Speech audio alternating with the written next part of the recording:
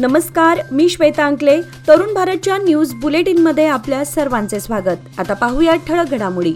आज बुधवार दिनांक 20 नोव्हेंबर रोजी महाराष्ट्रातील 288 विधानसभा मतदारसंघासाठी एका टप्प्यात मतदान पार पडले. राज्यातील 288 जागांवर एकूण 4136 उमेदवार निवडणुकीच्या रिंगणात उभे असून सर्व उमेदवारांचं भवितव्य आज मतपेटीमध्ये बंद झालं. राज्यात सकाळी 7 वाजल्यापासून मतदानाला मोठ्या उत्साहाने सुरुवात झाली. यावेळी तरुणींसह नागरिक आणि वृद्धांनी आपला मतदानाचा हक्क बजावला. चंदगडमधील 271 मतदारसंघासाठी निवडणूक यंत्रणा सज्ज झाली होती. तसेच 390 मतदान केंद्रांवर एकूण 2610 निवडणूक कर्मचाऱ्यांची नियुक्ती करण्यात आली होती. निवडणूक व्यवस्थित आणि कोणत्याही गालबोटीशिवाय निर्विघ्नपणे पार पाडण्यासाठी प्रत्येक मतदान केंद्रावर सीसीटीव्ही कॅमेऱ्यांची नजर ठेवण्यात आली होती. कोल्हापूर जिल्ह्यातील 10 विधानसभा मतदारसंघात आज सायंकाळ 6 वाजेपर्यंत मतदानाचा आकडा हा 60.97% झाल्याचा अंदाज वर्तवण्यात आला आहे. त्यामध्ये सर्वाधिक मतदान कागल मतदारसंघामध्ये 74.33% तर चंदगड मतदारसंघामध्ये 68.58% मतदान झाले होते. अंतिम आकडे अजून येणे बाकी होते. पोटामध्ये 5 महिन्यांचा गर्भ असताना एका महिलेने राहत्या घरी गळफास घेऊन आत्महत्या केली आहे.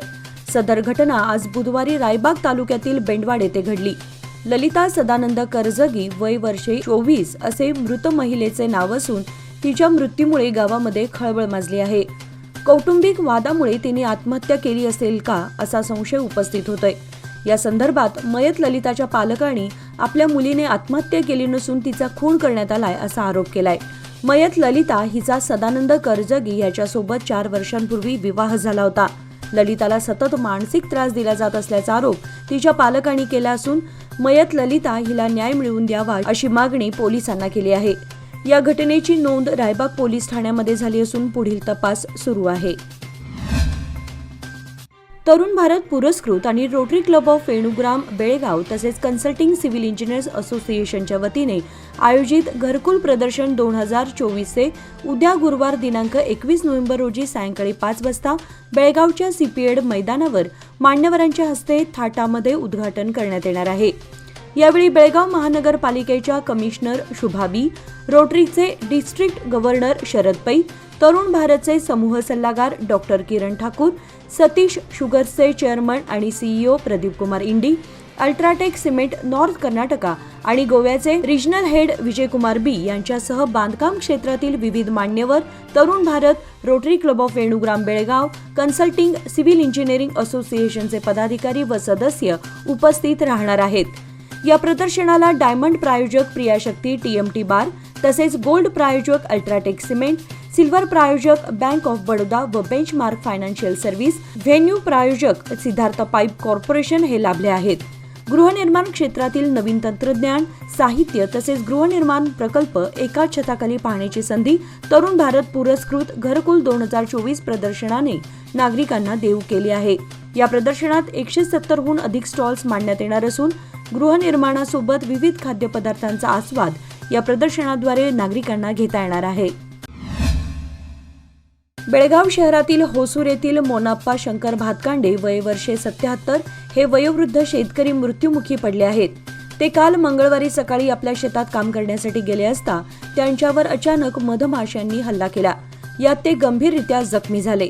लागलीच त्यांना जिल्हा रुग्णालयात दाखल करून उपचार सुरू करण्यात आले. मात्र त्यांची तब्येत खालावल्याने आज बुधवारी सकाळी त्यांचे निधन झाले.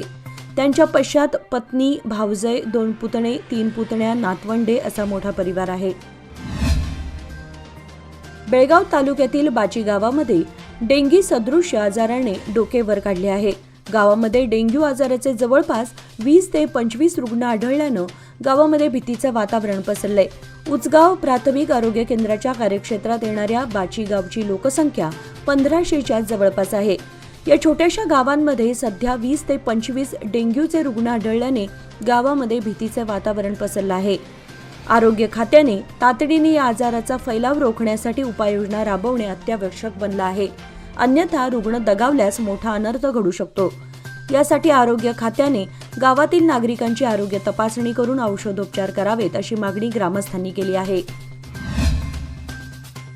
कर्नाटकाचे हिवाळी अधिवेशन येत्या दिनांक 9 ते 20 डिसेंबर या कालावधीमध्ये बेळगाव येथील सुवर्ण विधानसौध येथे होणार असल्याचे सरकारने अधिकृतपणे जाहीर केले आहे. विधानसभा अध्यक्ष युटी खादर आणि परिषदेचे अध्यक्ष बसवराज होरट्टी यांनी नुकतेच अधिवेशन सुरळीत पार पाडण्यासाठी तयारीचा आढावा घेतला होता. जिल्हाधिकारी मोहम्मद रोशन यांच्याकडून हिवाळी अधिवेशनासाठी सर्व तयारी हाताळली जात असून चोख व्यवस्था करण्यात सर्व अधिकारी व्यस्त झाले आहेत. अधिवेशनादरम्यान सुरक्षेसाठी अंदाजे 6,000 पोलीस कर्मचारी तैनात केले जाणार आहेत. सुवर्ण विधानसौधची वाहतूक, निवास, खानपान आणि देखभाल यावर देखरेख करण्यासाठी अनेक समित्या स्थापन करण्यात आल्या असून बेळगाव शहर तसेच आसपासची सुमारे 85 हॉटेल्स, रिसॉर्ट्स, लॉज आणि गेस्ट हाऊस असे सुमारे 2,500 खोल्या या कार्यक्रमासाठी आरक्षित करण्यात आल्या आहेत. या कालावधीमध्ये इतर कोणत्याही हॉटेल बुकिंगला परवानगी दिली जाणार नाही. अधिवेशन कालावधीतील विद्यमान आरक्षणे ही रद्द करण्यात आली आहेत असे जिल्हाधिकाऱ्यांनी सांगितले आहे. मार्गशीर्ष महिन्यातील अमावास्येच्या पार्श्वभूमीवर श्री यल्लमा देवस्थानला जाणाऱ्या भाविकांची संख्या अधिक असते.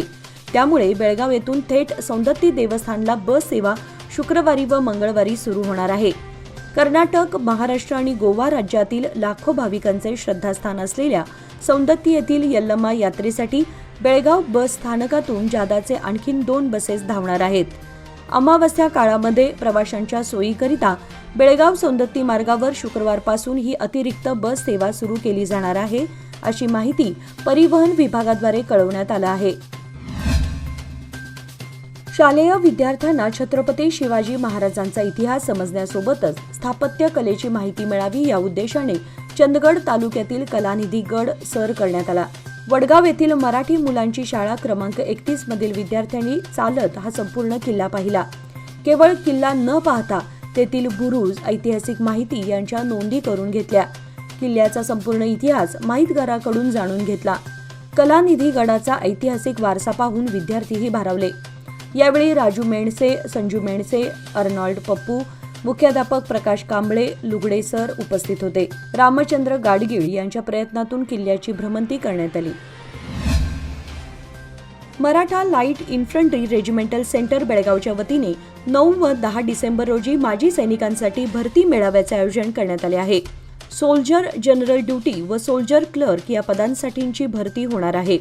मराठा लाईट इन्फंट्रीच्या माजी सैनिकांना यामध्ये सहभागी होता येईल. उमेदवारांनी किमान 5 वर्षे सैन्यामध्ये सेवा बजावलेली असावी. जीडी पदासाठी वय वर्षे 46 तर क्लर्क पदासाठी वय 48 पेक्षा अधिक नसावे. इच्छुक उमेदवारांनी 9 डिसेंबर रोजी सकाळी 7 वाजता नाव नोंदणी करायची असल्याचे मराठा लाईट इन्फंट्रीकडून कळवण्यात आले आहे. तुरमुरी येथील शेतकरी संघटना आणि ग्रामस्थ यांच्या संयुक्त विद्यमाने एका रिकामी बैलगाडीची चाके न बांधता एका बैलजोडीने बैलगाडी पळवण्याची जंगी शर्यत आयोजित करण्यात आली होती. या शर्यतीमध्ये प्रथम क्रमांक गोवनकोप आजरा येथील जय हनुमान प्रसन्न यांनी पटकावला तर मुदगा येथील शिवाजी मल्लेशी कणबरकर यांनी द्वितीय क्रमांक पटकावला. या बैलगाडी शर्यतीच्या बक्षीस वितरण कार्यक्रमाच्या अध्यक्षस्थानी नारायण बेघोचे हे होते. शर्यतीच्या बक्षीस वितरण समारंभाला प्रमुख पाहुणे म्हणून तुरमुरी ग्रामपंचायतचे माजी अध्यक्ष नागराज जाधव, यल्लाप्पा बेळगुंदकर, प्रकाश टलवेटकर, नारायण कुद्रेमणीकर, मारुती डोंबले आदी उपस्थित होते. साखर कारखान्याचा गळीत हंगाम सुरू झाल्याने सर्व मार्गावर ऊसाची वाहतूक सुरू आहे. मात्र क्षमतेपेक्षा अधिक ऊसाची वाहतूक करणाऱ्या वाहनांचा धोका वाढलाय. सुरक्षिततेच्या दृष्टीने वाहनाच्या पाठीमागे अथवा बाजूला कोणत्याही उपाययोजना नसल्याने अपघाताचे प्रकार वाढत आहेत. हुक्केरी तालुक्यातील बेल्लत बागेवाडी येथे असलेल्या विश्वराज शुगर्स या साखर कारखान्याला ऊस वाहतूक करणाऱ्या ट्रॅक्टर व लॉरी चालकांना पोलीस निरीक्षक महांतेश बसापुरे यांनी वाहतूक नियमांचे पालन करण्याची सक्त सूचना दिली आहे. सध्या मोठ्या प्रमाणात लॉरी, ट्रॅक्टर आणि ट्रॉलीद्वारे ऊसाची वाहतूक सुरू आहे. मात्र काही वाहन चालकांनी रस्ते आणि वाहतूक नियमांचे उल्लंघन करून मोठ्या आवाजाच्या साऊंड सिस्टीमचा वापर करणे, मद्यप्राशन करून वाहन चालवणे, विम्याशिवाय वाहने वापरणे आणि गाडीला रिफ्लेक्टर न बसवणे असे प्रकार होत असल्याचे निदर्शनास आले आहे. या पार्श्वभूमीवर पोलीस निरीक्षक बसापुरे यांनी अशा उल्लंघन करणाऱ्या वाहन चालक आणि कारखान्यावर कठोर कारवाईचा इशारा देत नियमांचे काटेकोर पालन करण्याचे आदेश दिले आहेत. यावेळी पोलीस अधिकारी, कारखान्याचे कर्मचारी आणि अनेक वाहन चालक उपस्थित होते. स्वच्छ भारत अभियानची सुरुवात होऊन दशक उलटलं असलं तरी राज्याच्या अनेक जिल्ह्यांमध्ये स्वच्छतागृहे बांधण्याचं काम अपूर्णच असल्यानं उघड्यावर मलविसर्जन करणं होत असल्याचं दिसून येत आहे. 2014 भारत सरकारने स्वच्छ भारत अभियानांतर्गत प्रत्येक घराला स्वच्छतागृह या घोषवाक्याची चर्चा देशभरात सुरू होती. या घोषणेअंतर्गत देशभरात स्वच्छतागृहे बांधण्याचे काम युद्धपातळीवर सुरू होतं. दरम्यानच्या काळात राज्यामध्ये 27,044 खेडी, 6,020 ग्रामपंचायतींनी उघड्यावरील मलविसर्जनाला फाटा दिल्याची आकडेवारी उपलब्ध झाली होती. त्यामुळे आता काही दिवसात कर्नाटक उघड्यावर मलविसर्जन मुक्त राज्य होईल अशी घोषणा केंद्र व राज्य सरकारकडून 2019 मध्ये झाली होती. मात्र आता राज्याच्या अनेक जिल्ह्यांमध्ये स्वच्छतागृहे अद्याप बांधण्याचे शिल्लक असल्याचं स्पष्ट झाल्यानं केंद्र आणि राज्य सरकारने 2019 मध्ये केलेली घोषणा पोकळ ठरली असल्याचं स्पष्ट झालंय. राज्यस्तरावरील 71व्या सहकार सप्ताहाचा समारोप समारंभ नुकताच पार पडला. यावेळी मारिहाळ गावातील बहुउद्देशीय सहकारी संस्थेला राज्यातील सर्वोत्कृष्ट सहकारी संस्था म्हणून गौरवण्यात आले. यावेळी राज्याचे सहकार मंत्री राजण्णा यांनी संस्थेचे अध्यक्ष मल्लिकार्जुन मदमन्नवर यांचा सत्कार केला. या प्रसंगी संघाचे उपाध्यक्ष महादेव धनई, संघाचे सरचिटणीस रुद्रप्पा चंदनवर, गुरुनाथ अक्कतंगेरहाळ, शंकरगौडा निर्वाणी यांच्यासह माजी आमदार संजय पाटील, जिल्हा भाजप अध्यक्ष सुभाष पाटील, डीसीसी बँकेचे संचालक राजू अंकलगी आदी उपस्थित होते. मायक्रो फायनान्सकडून कर्ज परतफेडीकरिता ग्राहकांचा छळ व पिळवणूक होत असल्याचा आरोप करून बहुसंख्य महिलांनी मोर्चा काढून जोरदार निदर्शने केल्याचा प्रकार जमखंडीमध्ये घडला. येथील मोमीन गल्लीपासून मोर्चाला प्रारंभ करण्यात आला.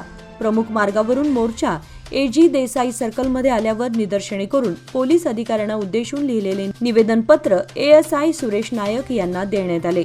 मायक्रो फायनान्स कंपनीकडून कर्ज फेड करण्याकरिता महिलांकडे तगादा लावला जात आहे.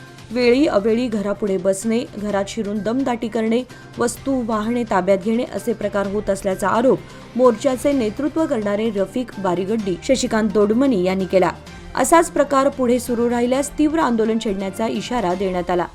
राजेसाहेब मसळी, नूरजहान पठाण, शबाना खलिफा, रुखसाना पटेल आदींसह मोठ्या संख्येने महिलांनी भाग घेतला होता. भारतीय माल आता परदेशात सहज पोहोचवणार आहे, कारण लवकरच ई-कॉमर्स या क्षेत्रातील मुख्य कंपनी अमेझॉन आपला क्रॉस बॉर्डर लॉजिस्टिक कार्यक्रम global selling seller export and delivery यांतर्गत वाढवणार आहे.